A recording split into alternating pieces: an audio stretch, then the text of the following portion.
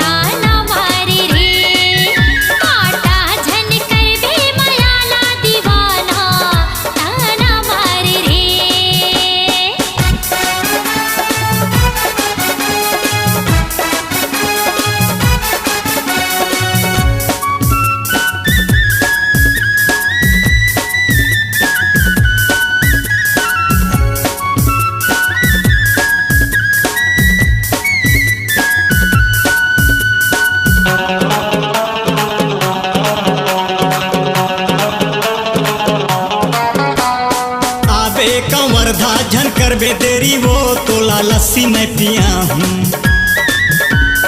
ए मोरे रानी गोपाल डेरी में राजमहल में देखा हूँ।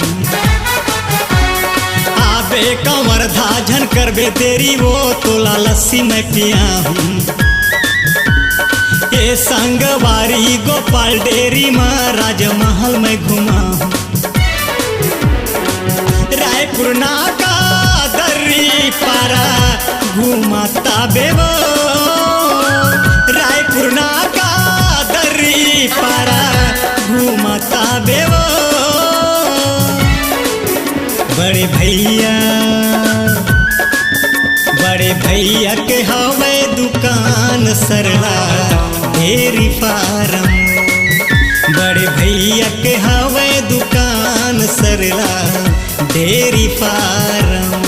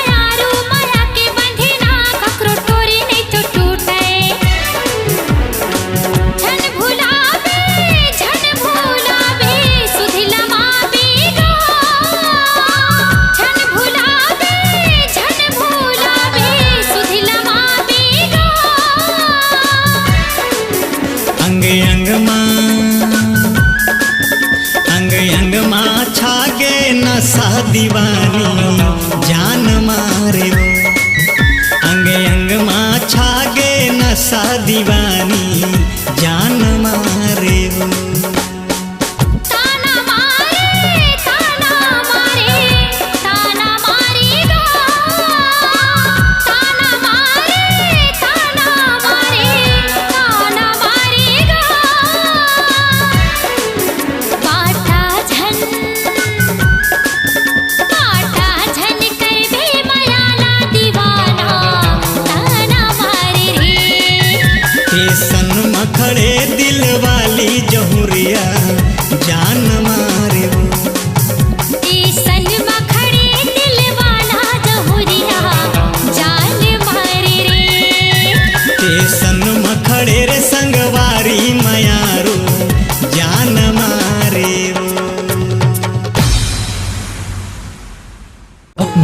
आवाज को दीजिए एक नया मुकाम। डिजिटल रिकॉर्डिंग की दुनिया का जाना पहचाना नाम स्वरांजलि, जहां गूंजती हैं ध्वनियां अपनी माटी की सौंधी सुगंध के साथ। छत्तीसगढ़ी संगीत के विविध रंग जो पहुंचाते हैं पूरे प्रदेश में डिजिटल रिकॉर्डिंग के संग।